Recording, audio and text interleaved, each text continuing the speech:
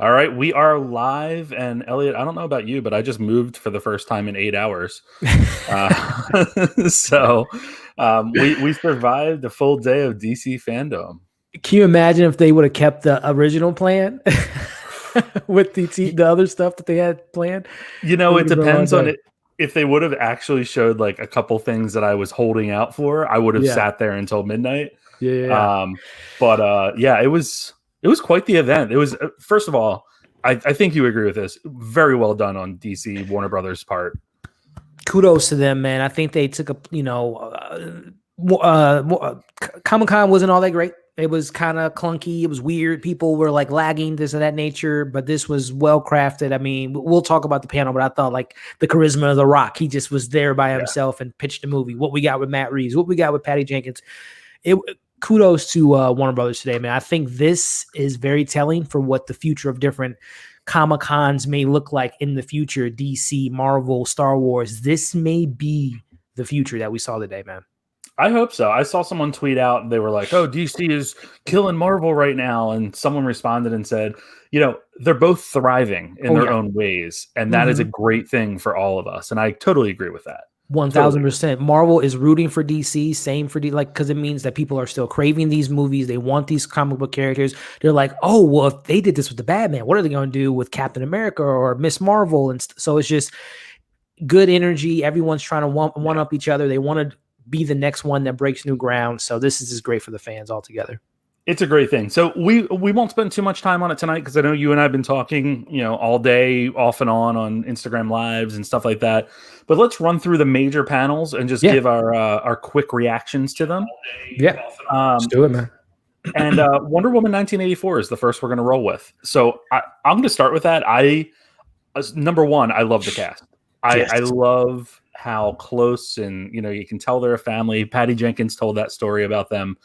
She still had to like film things, and they were all running off doing whatever. Yeah, they're, you know, I just really like them. The biggest reveal I would say of that is Cheetah's look.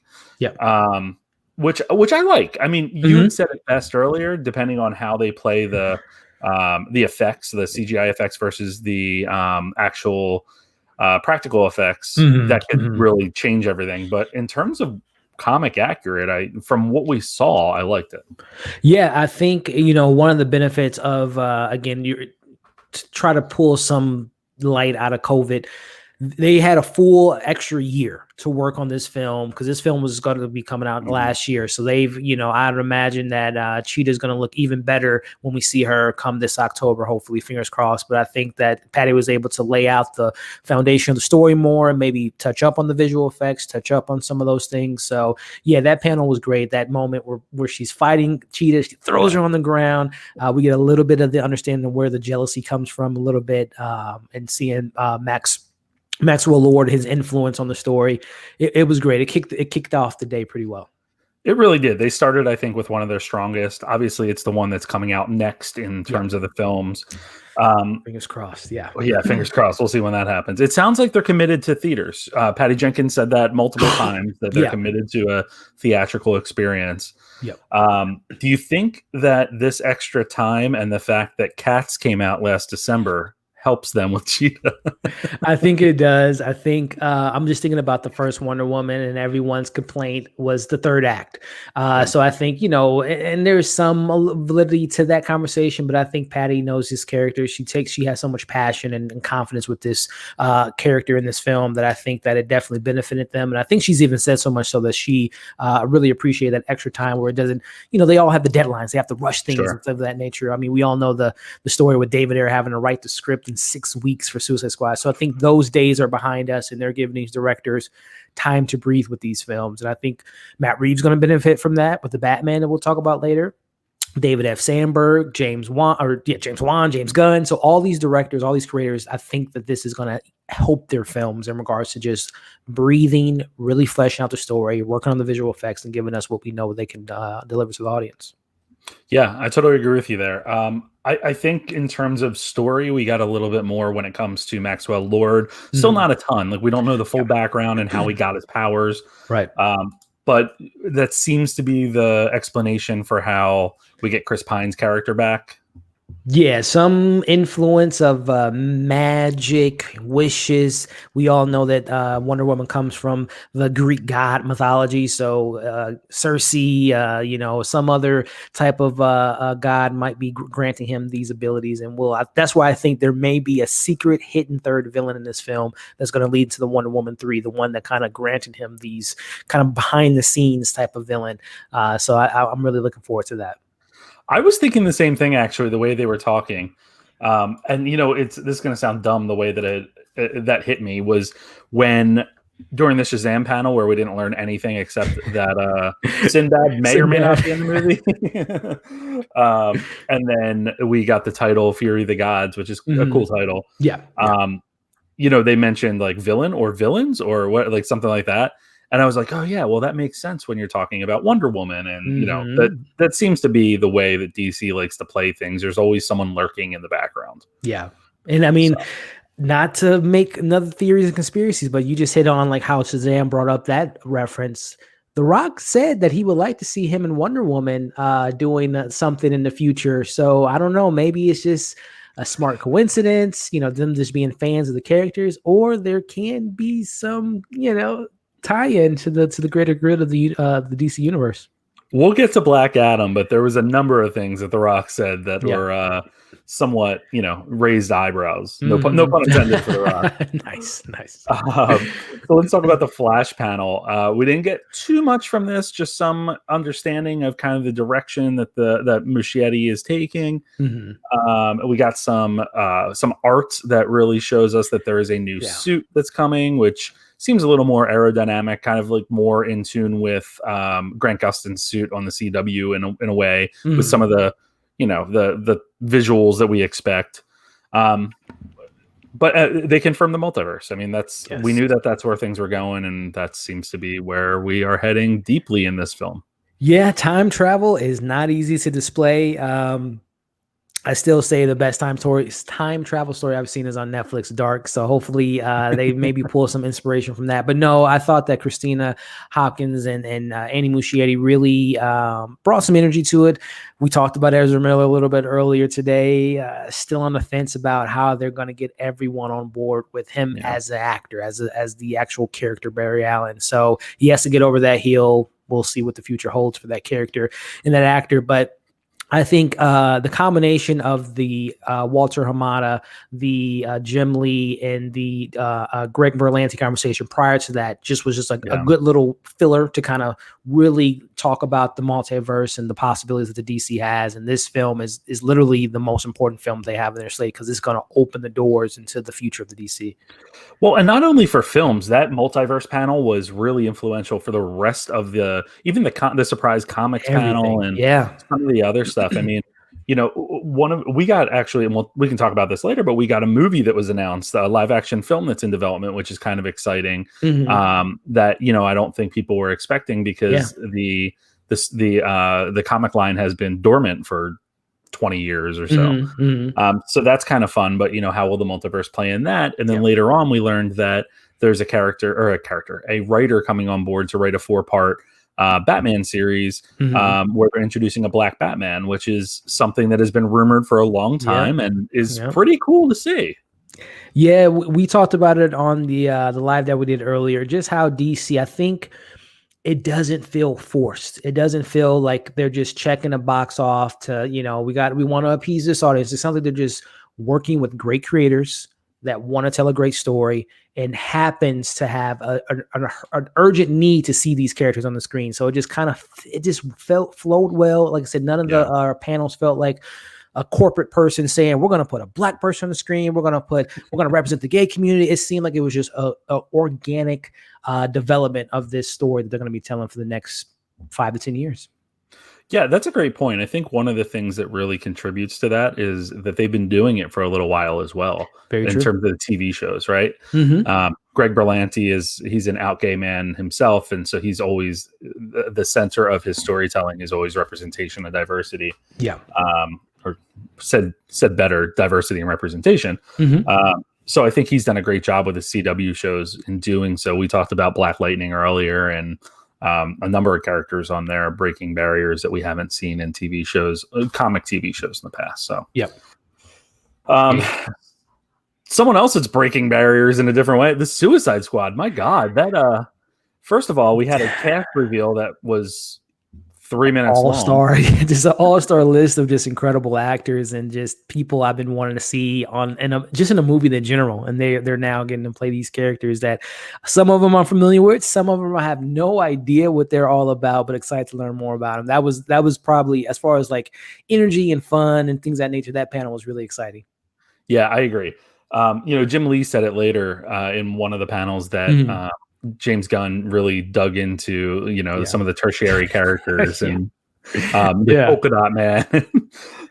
But that's cool. Awesome. I mean, yeah, that's a cool number one. That's a very James Gunn thing to do. But number two, it's just it shows how deep the bench is in terms of DC characters.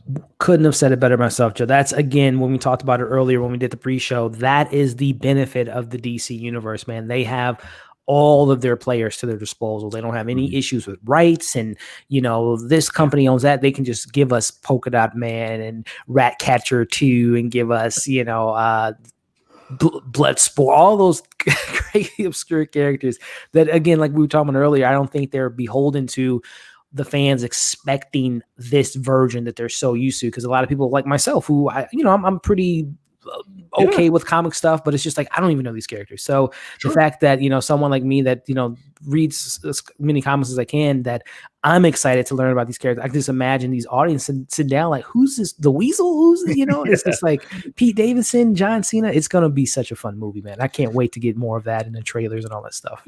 I'm very excited for it. I mean, you even see that while she didn't have a lot of input in the actual panel itself, like Margot Robbie, it looks like she's having a ball in that film. Yeah. You look at the two posters. Did you see the posters that were released? Kind of arts. The tagline is "Boom." Yep.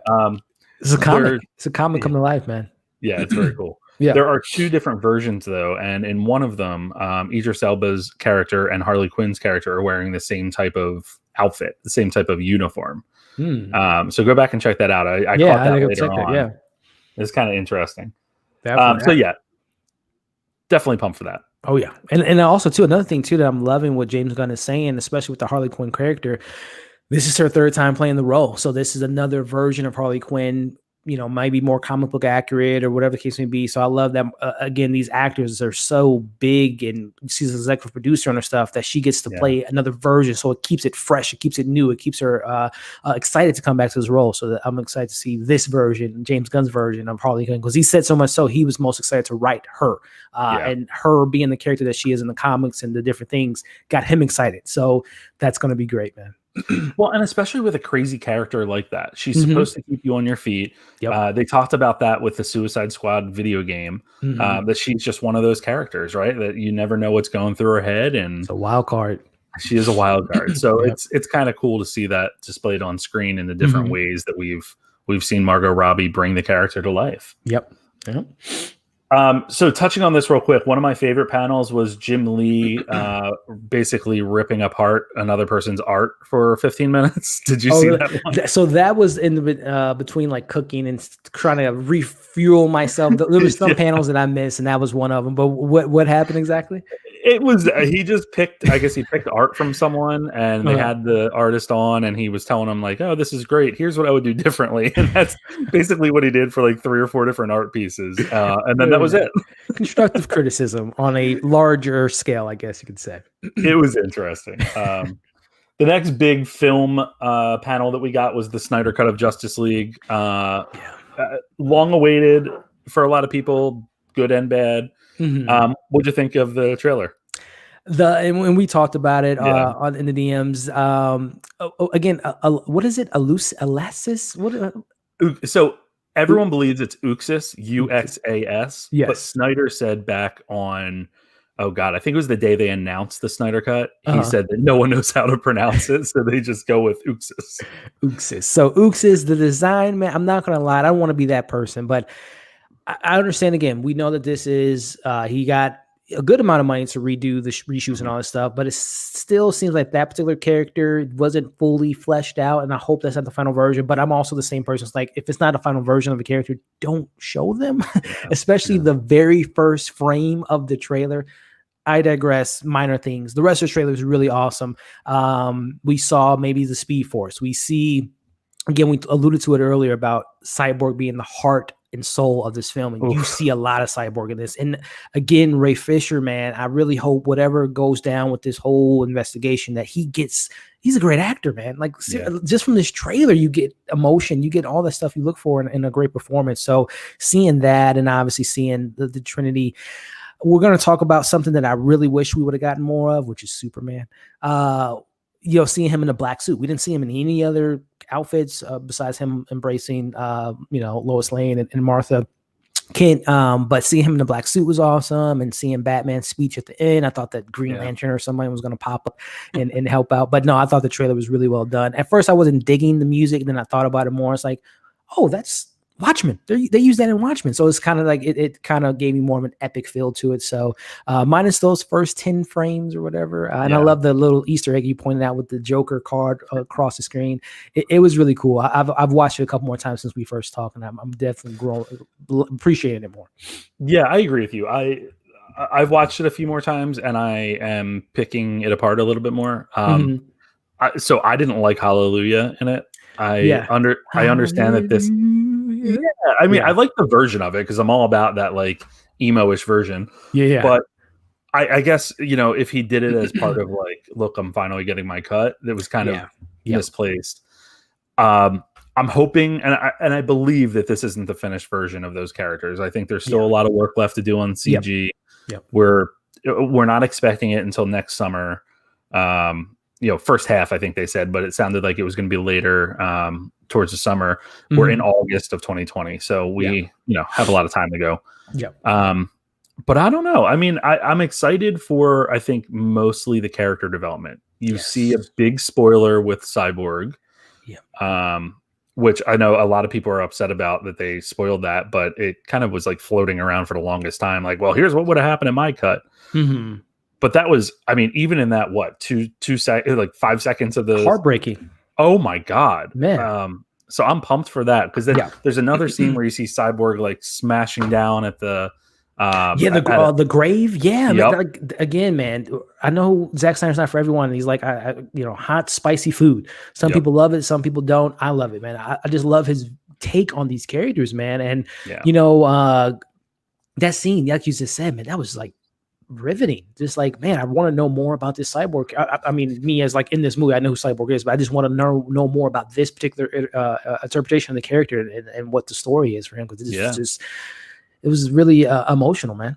We're getting the same thing with the Flash. We know that Iris West is involved now. She had filmed her scenes. Yeah, Kelsey Clemens, I believe is the actor's name, who I've seen before. I will say, I guess another nitpick.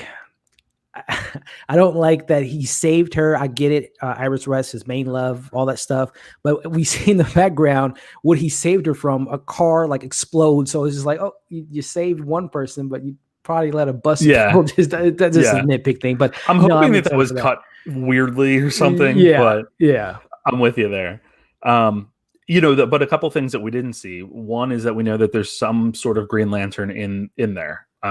There's a character or an actor that filmed all those scenes. I do think Steppenwolf looked really good. I liked him. Menacing, way more menacing. 100% this version. Yeah. We saw Desad, who was like one of Uxas's henchmen. We'll call him Baby Darkseid. Baby Darkseid. Like Baby Yoda. We also know that Martian Manhunters in this film. And so we didn't see them, but I saw a lot of people tweeting the one image or the one piece of the trailer where Martha and oh my God, Amy Adams, Lois. Oh my God. Oh Martha, there was supposed to be a scene where like he reveals himself or something of that nature, or he's pretending to be someone. Was that in the trailer? Did someone? So there was a scene where those two were talking, and everyone was sharing it, saying, "Hey, Martian Manhunter." Okay. So I don't know. I mean, and again, with the Joker card and some other things, I don't think he showed all of his, his whole hand here. people are tweeting, oh, so it's the same movie. It's 4 hours long compared to 2 hours long, so it's definitely not the same movie. Yeah. But we'll see. I mean, I'm still excited for it. There's some stuff I want them to work on, and I know that they will most of it. So we'll see.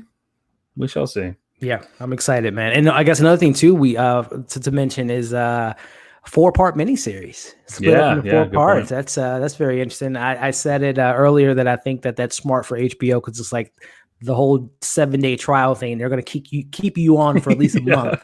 They're going to at least get your $14.99 for at least 1 month before you cancel it before it hits. But 4-part miniseries. That's interesting. Yeah, it's very interesting. He mentioned, they'll put together a cut so that you can watch it all as one at the end, which I think will be cool. I just hope that when I'm thinking of a movie cut in 4 or 3 or 2, whatever. I just hope that they have good cut scenes. And right. I'm right there they with end you. at a good point and started at a good point. Yeah. But we'll see. I mean, they have a lot to work with, right? Mm-hmm. So how about that Black Adam panel?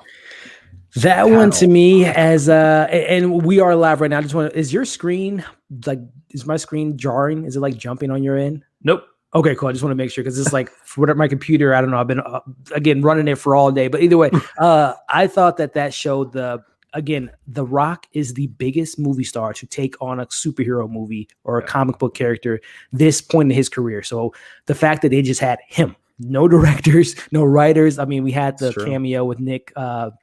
Centino, Noah Centino. Yeah. We saw him pop up, but you just saw the charisma. You saw the passion from The Rock. This is his baby, as he said. He's been working on it 10 plus years, and you saw that. And again, not to crash on Zachary Levi, but he is so massive, man. I don't see Zachary Levi like even coming close to like staring down. He has Black Adam.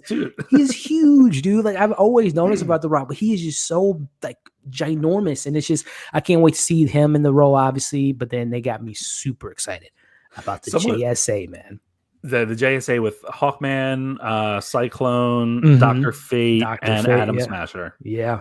And I would assume others to appear as well. They just want to keep their cards a little close to their chests. But hey, I'm excited. That we also got into a little talk about Superman. That was kind of a weird stretch of it, where he said, they'll be the best, like 2 best friends, or will they? Or like, so does that mean that Superman might be lined up for Black Adam? I don't know. So did you interpret that presentation as we're going to maybe get the first 20 minutes flashback and then it's going to be a modern story? Like we're going to be put in the modern times, or is it just all early Egyptian time? Like, what do you think this timeline is taking place? I interpreted it as like, especially when Noah was talking about his role, was like, it's going to be like current times. So how did you take that? I took it the same way. I think it's going to be current times, but I would imagine that we're probably going to see cut scenes like in Wonder Woman, for an example. Yeah. Because there is, everything that we saw in the animation that I believe DC teamed with Boss Logic on that. Boss Logic from, all the social media. He's incredible. Yep. So that's kind of cool. But I would love to see the Egyptian times and how they play that character, or how they display that, I should say. Yep. Because if it is in modern times, that opens the door for whoever the Superman is, whoever they're going to have in that role. I'm hoping it's Henry, but I think that gives them an opportunity to bring him in. Let's talk about that real quick. We didn't get any Henry Cavill news. Jim Lee all day. He was wearing a Superman shirt, wearing a Superman hat, rocking a lot of Superman gear. No word of the future Superman, which is I'm not even a big Superman fan, but I don't want to say offended, but I was disappointed by that. Like no word at all. That's and I know you're a big Superman fan. That has to hurt, man. Like it's a big obvious gap. I mean, you had the Trinity there. You even drew them into the FanDome, right? Like, so that kind of got me. And then, when we did see Henry Cavill, it was a pre-recorded, like, in front of a prison's 20-second prison backdrop. But real quick with that, like you were talking about how The Rock is built and everything. So someone posted a picture of Henry Cavill in that really tight shirt, and then The Rock in his shirt, and was like, "I'm really appreciating DC's war on t-shirts." It's pretty funny. But no, I just can't believe that. That's why, like, I wonder if there's more news coming down the road, and maybe they're just trying to like sign the contracts or what. But no mention. I have no, yeah, because even if it is a contracted thing, they can at least say, "Hey guys, we haven't forgot about Soups." We're they don't have to make a whole spiel or a whole panel, but just say something, like nothing at all. That's I don't know, man. For Superman, and I've grown to really appreciate Superman as the years have gone by.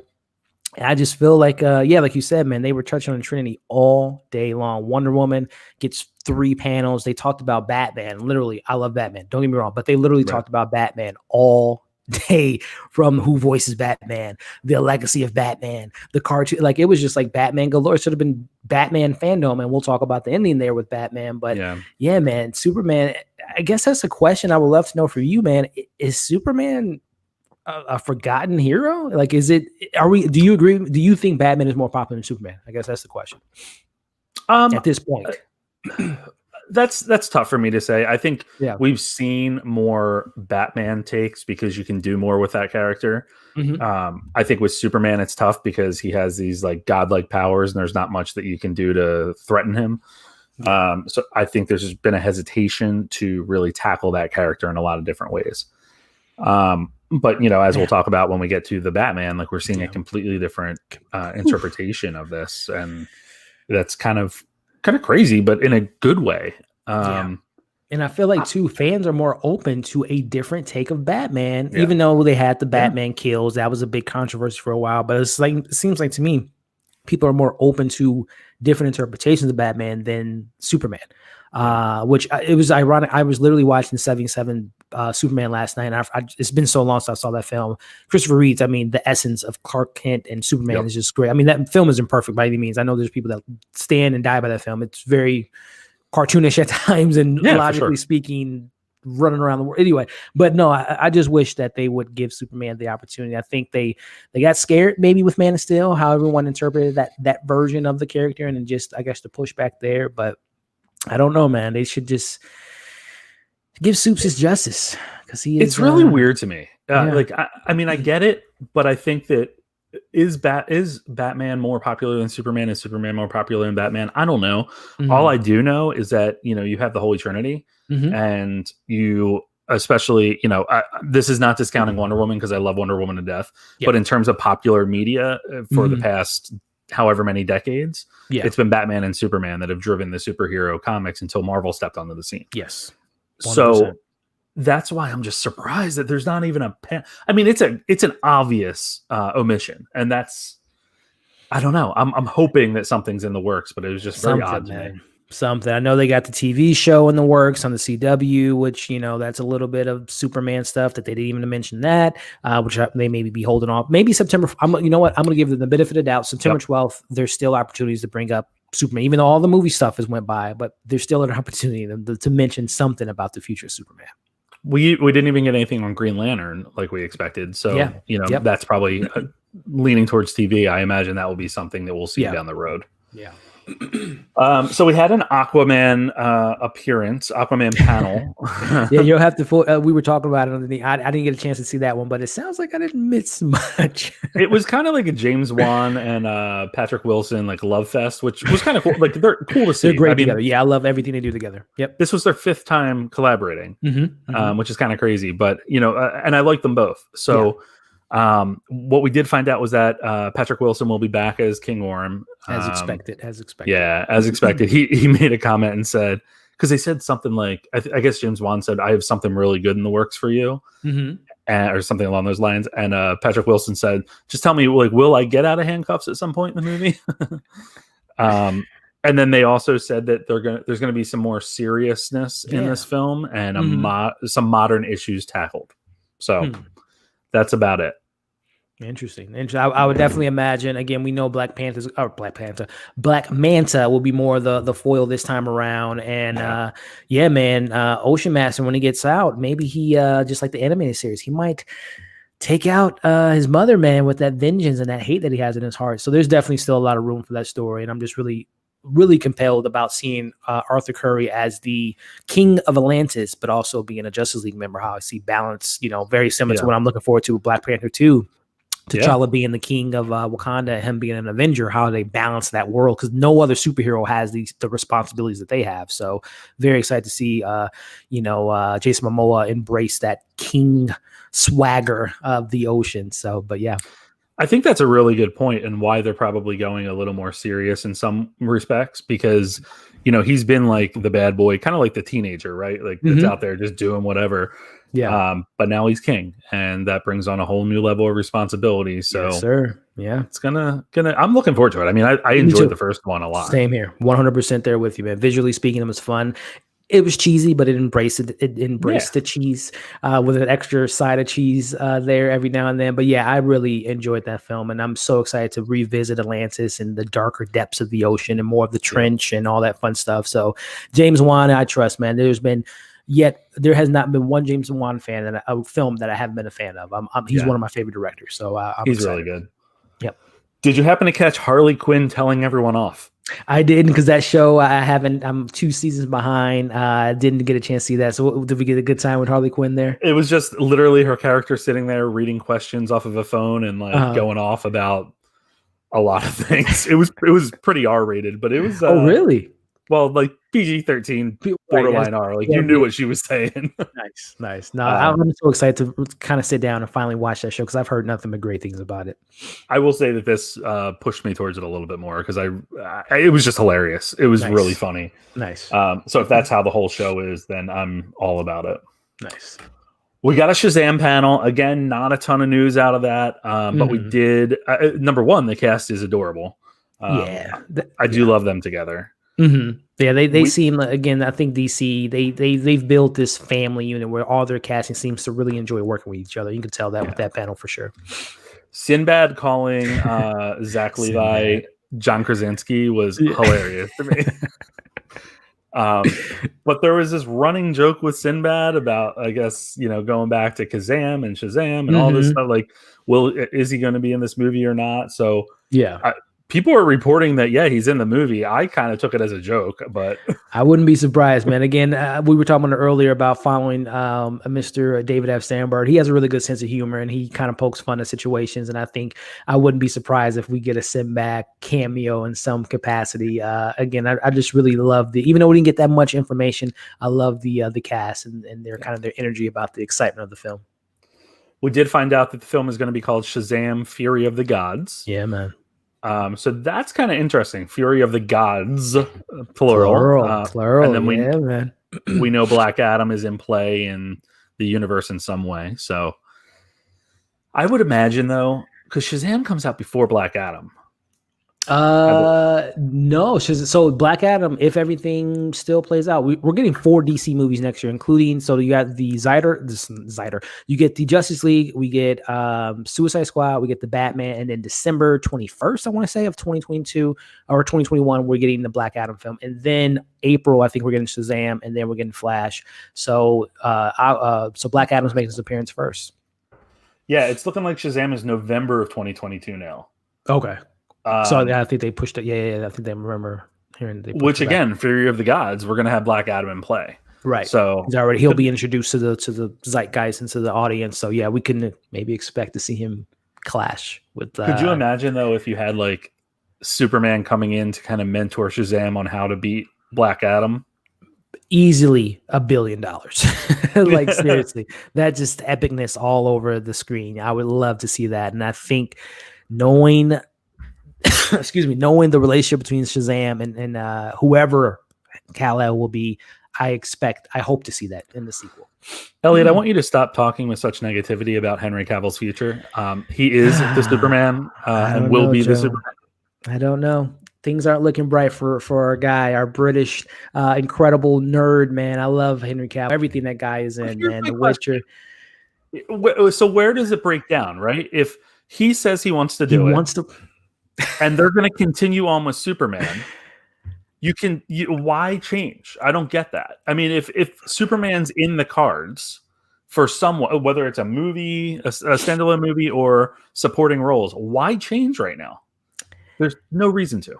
I have no idea. Only thing I think it comes down to is just contracts, man. I think Henry Cavill knows his worth now, compared to 2013, being in a couple films. I can't think of that one film that he was in. He was in a couple films between, prior to Man of Steel. So I think he's a different actor. He has a different management team, and it might just be a matter of like they might not see his worth. I think whatever money that he asks for, I think he deserves, because I think he's such a great character in that role. I think he has a fan base now, whether it be people coming from Mission Impossible, people coming from Man from Uncle, people coming from The Witcher. He has a name now. He can sell the film. If the Henry Cavill that we know now was 2013 Henry Cavill, I think easily that film would have made $1 billion, and I think easily, Batman versus Superman, he would have had more clout. But maybe that's what's holding things up. It's just like he knows his worth, and Warner Brothers might not know it, even though the fans are screaming for him. Then maybe that was Jim Lee's silent protest today. Exactly. And I think with the announcement of the Snyder Cut and everything, I think AT&T and Warner Media, I think hopefully they're just working the dotting their I's, crossing their T's, and like you said, maybe we're going to get the announcement. I don't know, is there an anniversary for Superman coming up anytime soon? Or is there some big date to look forward to? That was a summer. His birthday, at least, is where that big celebration usually happens. Yeah. And I mean, you said it earlier too, Joe. Maybe they're just waiting for the Snyder Cut to come out, and they just want to give us that version and in that chapter before they announce anything new. So maybe they're just waiting for us to. Again, we saw time. They kept mentioning time travel, so maybe they're just waiting for those chips to play out before they really give us something to get excited for. They better figure out what they're doing with them, because I will. Something. Oh my goodness. I will rage. So the last big panel we got was the Batman. And you broke the rule. We had an agreement that you weren't going to do this again. And you ended up watching the trailer. I think the exact message I got was, Joe, I did it again. I couldn't help it, man. I saw it. At first, I thought it was like a fan trailer. I thought it was just fake. That's why I was just, because I always appreciate kind of fan trailers and how people mix in different scenes from different movies. But as it unfolds, I'm like, no, this is real. And then obviously we can talk about it now. It's Seven meets Batman. It's David Fincher meets Matt Reeves meets this psychological murder story, the Long Halloween adaptation. We got a glimpse of Zoe Kravitz as Catwoman. We saw Paul Dano, at least heard his voice. I'm scared. I'm literally scared of the Riddler. He seems like a psycho killer, and I love it. And then that scene, Joe, when he's, who do you think you are? In the brutality, the fluidness of his people. Again, man, those haters out there with Robert Pattinson, all they saw was Twilight. Do yourself a favor and watch his previous film. This is the Robert Pattinson that's been working on his filmography for the last decade. Yep. This is the Batman I'm waiting for, man. That just chills. And Matt Reeves said as much. He said, when you look at what he's done in the last 6 years we talked about High Life, Good Times.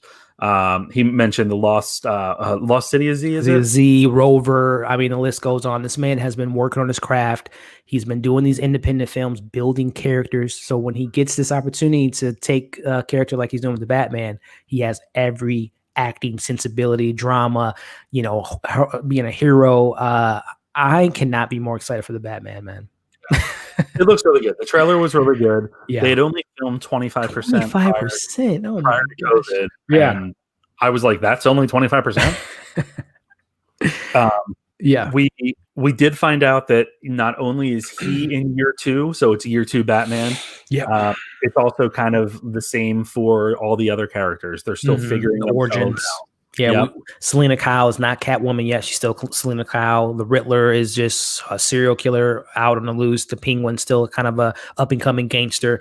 Called Penguin. Yes, it seems like Jim Gordon, has some demons to face on its own. It just looked incredible, man. I love we were talking about James Wan earlier. It kind of reminded me of Do you want to play a game? Like some stall motion going on there with the birthday cards and all that stuff, man. Sign me up, man. Where are the tickets on sale, Joe? Can I buy them? I don't know. I'm excited for it. I think what really got me going was, number one, Matt Reeves was talking like he only had 5 minutes to talk. Oh man, yeah. But his passion and his understanding of the character is far and away the best that I've heard, I think, of any director with any of the superhero characters in quite a long time. Very much so, man.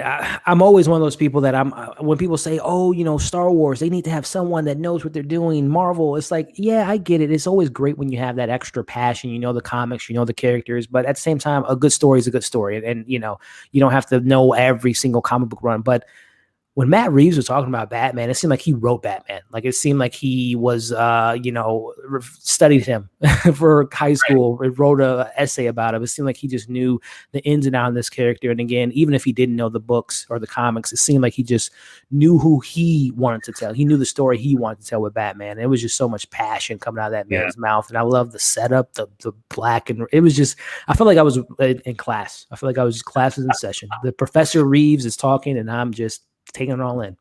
My favorite part of his entire talk about the Batman was he kept saying like, and Selena Kyle, you've never seen her like this before, and Jim Gordon, you've never seen everything brand new. Yep, this is Alfred. You've never seen this Alfred before. Yep. I was like, all right. But it is a good trailer. I'm going to rewatch it because I think I was just in awe of Robert Pattinson. God, he looks so good. Number one, the suit is incredible.